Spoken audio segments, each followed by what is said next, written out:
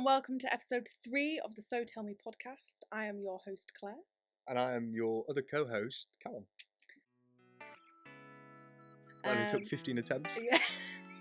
Shh, don't tell them about that. It's fine, we'll do this in one take. There's no editing involved or anything. So, in today's episode, we've got a few interesting things to talk about. You've got to enlighten me. Yeah, I've done the planning. Oh, I've sorry. done the prep. I've absolutely no idea what we're talking about today. So this is all news to me. Great.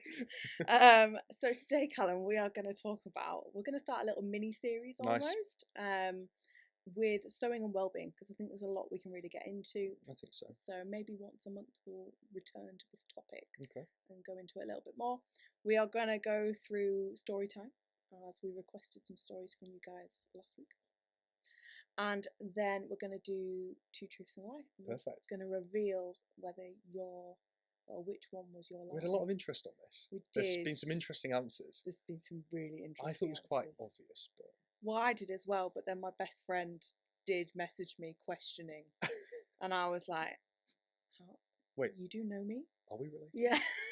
Shh. Oh, yes. Can't give it away, can't give it away. And then I will do my two truths and a lie. Perfect. Sounds good. So yeah. You really owned in on the structure now, haven't you? Yeah, I like a bit of structure. Yeah, okay, fine. Keeps us on track. Good. We're going to try and complete this in 14 minutes and 59 seconds. You've got 12 minutes 35 left. So Great. Okay, let's crack on. Okay. Quickly, before we crack on, please can you subscribe and follow us on Spotify and YouTube, because then we can keep bringing you this podcast, and basically I can explain to you why I sat and talk at a camera for an hour every week. And justify your job. Yeah. I take that back. I don't. This week, this topic. So this actually, I was thinking about at the beginning of the week, and a few things have happened in the sewing world that feel very, very relevant. Oh yes. With sewing and well-being. I think I know where you're going with this. Yeah. So we're going to kind of focus it more in on the phrase "be kind," which some of you may know. A selection of the bees from the Sewing Bee did a post this week basically asking people to be kind to next season's contestants, which was really interesting actually, that they felt they needed to do that. I think obviously for us we're literally only going into this whole social media thing, and obviously we've not really had any hate or anything like that this far, because we've got quite a small audience at the moment. Yeah. But I think it's such a sad state of affairs when you're almost having to pre-warn that, because we want to be in a space where you can put out what you want to put out. The whole idea of Instagram, Facebook is a share generation platform where you share things that you're doing, knowledge, expertise, or just like share a bit of your life. Yeah. And the fact that now has to be almost like restricted and censored. Yeah. It's sad. It is sad. It is really sad. And I think again, another very interesting thing that's happened this week is a new social media platform has been released called Social. Talk to me about that. SEWCIAL. That's a bit of a plug. It is. I know. Well, if you want to give us free access, please. But the interesting, the kind of philosophy behind that particular platform is bringing Instagram back to its roots. It's not affiliated with Instagram in any way, but it's bringing it back to connecting people who love sewing. Rather than having to fight through, your feed not being in chronological order and algorithms and ads and all these types of different things that really take away from the ability for people to connect and actually just... And how does it work?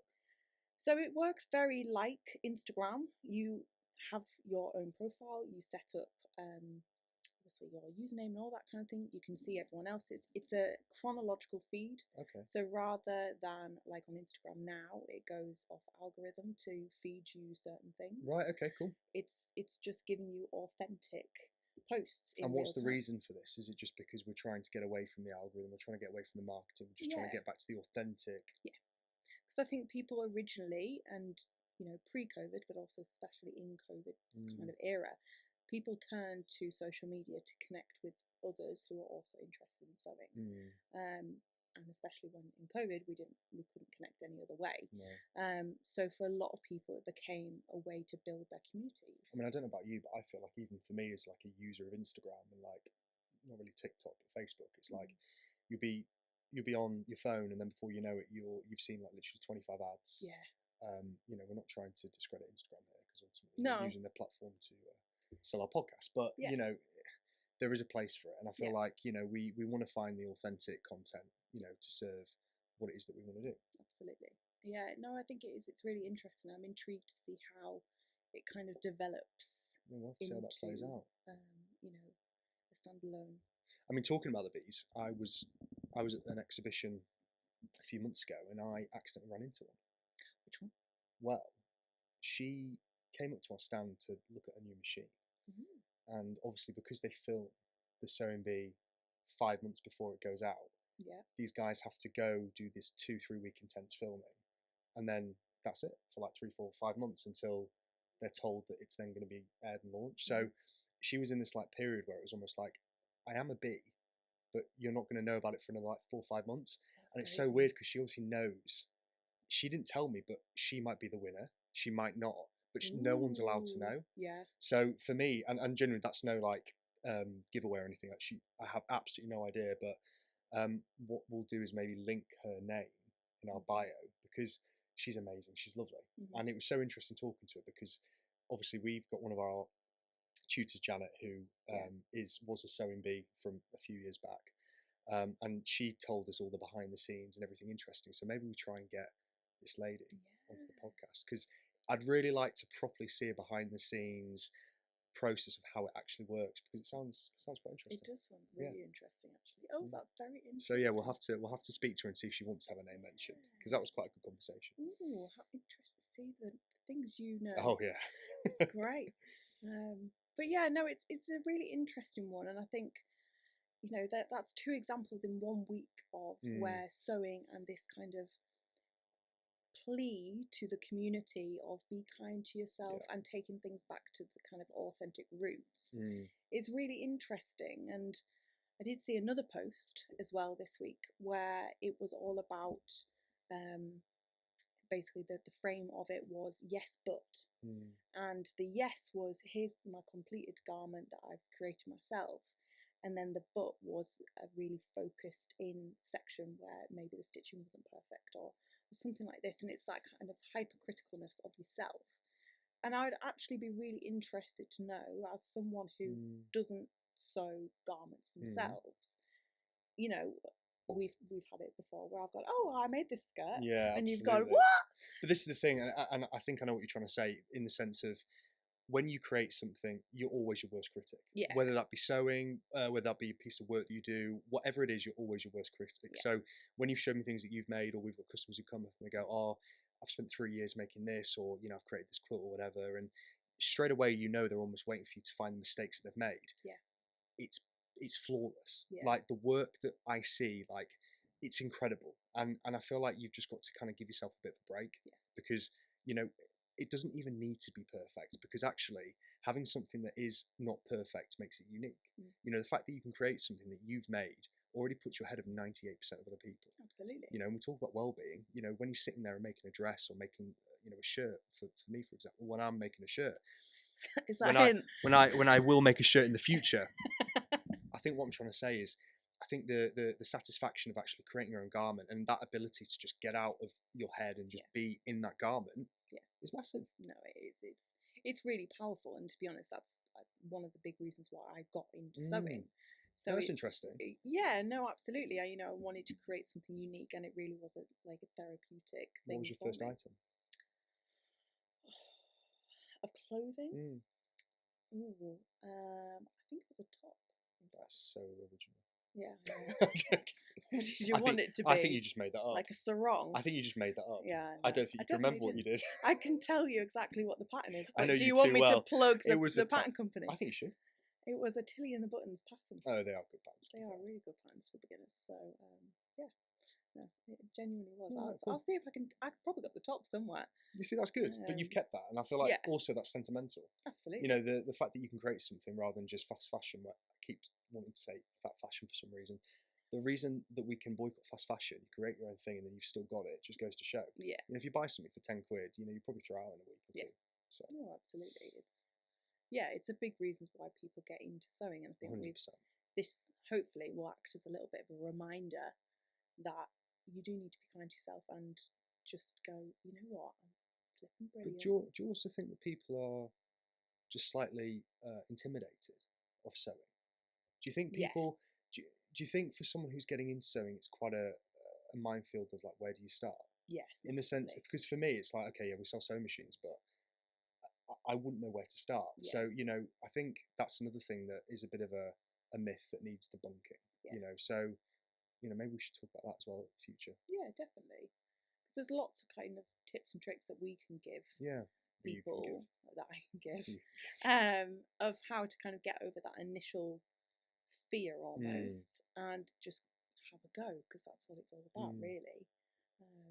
So yeah, no, we can absolutely get into that. Because I think that's a big part of it. And, you know, if we talk about this well-being thing and, you know, trying to get people to start a new hobby, I think it's such a universally available and easy thing to do. You don't need to spend a fortune. Once you've bought your sewing machine, you're off. You're ready to go. Absolutely. No, it is. It's a really interesting one, and hopefully, you know, you'll go away from this podcast and go, you know what, I'm a bit brilliant. Yeah, too right. So, yeah, that's the whole idea, isn't it? It is. It's something enjoyable. That's why we do sewing, for most of us. We should get everyone to tag us in a post and show us their makes. Ooh, yes, please. Maybe we can have a look at some of them and comment on them. Yeah. Maybe. Yeah. Cool. It'll all be positive what comments. hashtag should we use? Go on the spot.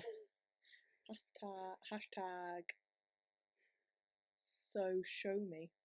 That's cool. Thank that was you. literally on the spot as well. It really so was. show me. Okay, we'll do that. So show me. So show me hashtag. Okay. So we best move on because we're on a timer. Stories. Stories. Yeah. So story time was not very successful. So we pitched out. I don't know if any of you watched the podcast last week. We pitched out saying that we really want to see your stories. I feel like our audience is genuinely so interesting and hilarious. Yeah, they are. No one messaged us. So what I thought I'd do instead is, yeah, I was a little bit actually, because I was waiting there on tenterhooks, waiting for the first message to come through and it never came. No. So what I've done instead is I've actually got quite a funny story, and I've not told you this because I wanted to get your natural reaction. Okay, and hopefully that will stir up a little bit of a, oh, all right, okay, well, here's mine. Type of thing, yeah. Okay.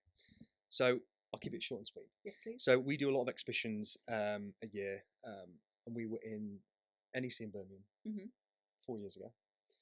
We are very organised at shows, and we have to bring an awful lot of change.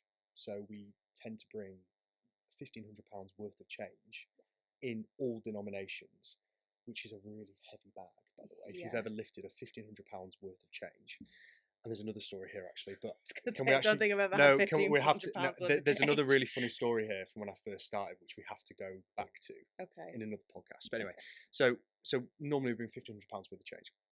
So we were at the biggest show of the year, Festival of Quilts, 4 years ago, and my dad, I'm going to throw him under the bus here, forgot the change bag. So we get to the show. It's Thursday morning at 9 a.m. Show opens at 10, and he turns around to me and goes, "Cal, I've not got any change." So we're left with two options. There's no banks around, so we either drive back down to work, pick up the change, come back, which will take 6 hours all round, or we need to go and find some change from someone else. So obviously the obvious choice was to go onto the concourse and go and find a newsagents and try and barter for a bit of change. For £1,500 worth of change. For £1,500 worth of change. So I went to the first place, had no change, went to the newsagents, big queue, very busy, went up to the front, and I said to her, "Look, we've made a massive error, like, I've got 60 quid, 80 quid here, can you just give me some pound coins, can you give me anything you've got?" And she looked at me and she went, "Oh, look, no problem at all," turned around, went into the back, and she came back and she gave me £100 worth of change. You know those tills that are like slightly raised? So you're almost, when you get served, you go up to the till and they're slightly higher than you.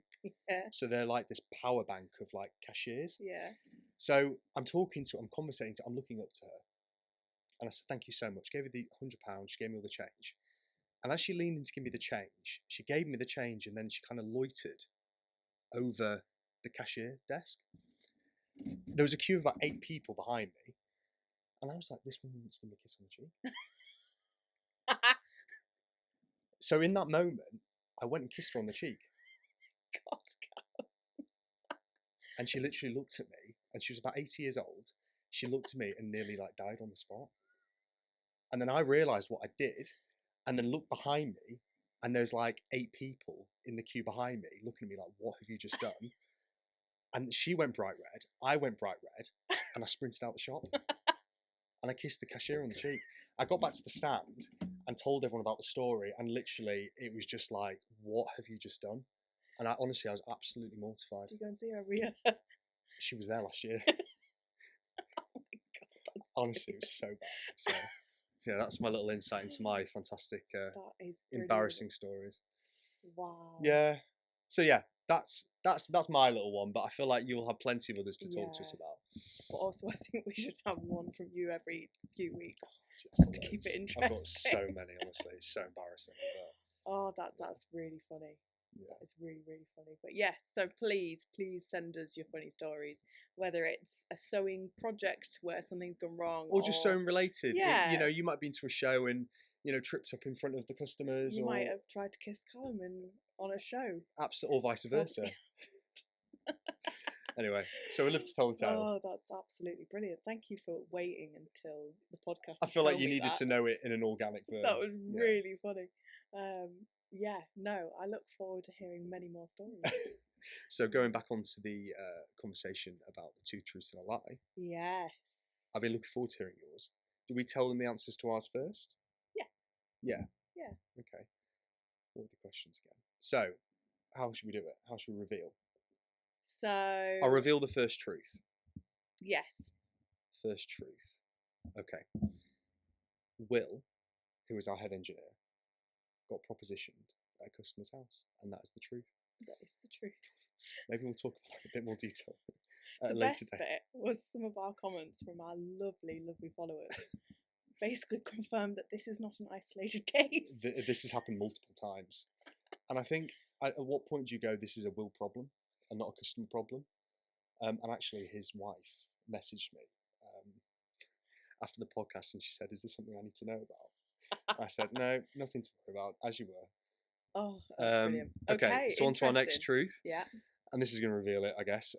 So we were ordering 20 sewing machines, and I ordered 200 by accident, and that actually happened, and that was absolute nightmare for like 3 months after that. So yes, that was bad. So that means that our fake lie is that Claire and I are not related. We're not. Sorry to break it to you I'm all. sorry to break it. We had a few people say, "I can see how you are." Well, my best friend texted me and went, "Are you actually related?" And I was like, yeah. "No." So we're not. So no, not in any way. yeah. So yeah, sorry guys. Sorry to break the news. But yeah, no, I think that was an excellent 2 truths and a lie. Yeah, it was. I think it was a bit. I think it got a few people thinking. It definitely did. It definitely did. So that leads us on to yours then. Yes. Now I have thought long and hard about these. Okay. We're gonna have to think long and hard every 2 weeks. I know. That did occur to me. Got a lot to think about. That did occur to me, and I was like, I'm going to really struggle with this. But okay. Okay. Right. I'm ready. You ready? I'm ready. So statement number 1. Yep. My first introduction to fabric scissors was when I was maybe around 10 years old, and they were my mum's fabric scissors. And I was using them to cut wrapping paper on my mum's bed with her handmade quilt. And in the process of cutting the wrapping paper, I cut a massive hole in the quilt. I hope it's not true. That is horrendous. That is horrendous. We'll come back to that. We'll see if that's true or not. I hope it's a lie. Number 2. Yep. Is I applied for the sewing bee but was rejected. I did that as well. If it's a truth. Anyway, moving on. Moving on. What's your next truth or lie? So I'm wiping the tears away. Number 3. Yeah. One of my very good friends a few years ago asked me to hem the trousers of her wedding outfit. Okay. She was the bride and she was wearing a white suit. Yeah. And this was the first time I had this kind of responsibility. It's a big responsibility. It's a massive responsibility. Yeah. And I accidentally / didn't think about it, used blue chalk. Oh, you didn't. On her wedding trousers. Yeah, we really need to pick that up in a little bit more detail in another podcast. That is, if that's true, that's outrageous. Yeah. Well, you'll see next week, won't you? So best come back next week to find out more. Too right. But yeah, brilliant. Well, this has been really fun. Enjoyed it. Yeah, no, it has. It's been really good fun. I'm looking forward to hearing everyone else's stories. Hopefully, if anyone actually puts one in. Yes, Please, I'm running out. I've only got on. one funny story. Yeah, it's only got one funny line. That's it. Thank you for watching, guys. As always, please like, comment, subscribe, all that good stuff. If you want to keep up to date with the other bits and pieces that we are doing, we are on Deep Breath In, Instagram, Facebook, YouTube, TikTok. Good. For Sew Centre Barnyards and Happy to Find UK. Thanks a lot. So please do give us a follow. We would love to see you there. And we'd love to hear your thoughts on today's topics, on our Two Truths and a Lie, on Callum's hilarious story. And please remind him about it every single time you see him. So thank you for watching, guys, and we will see you next week.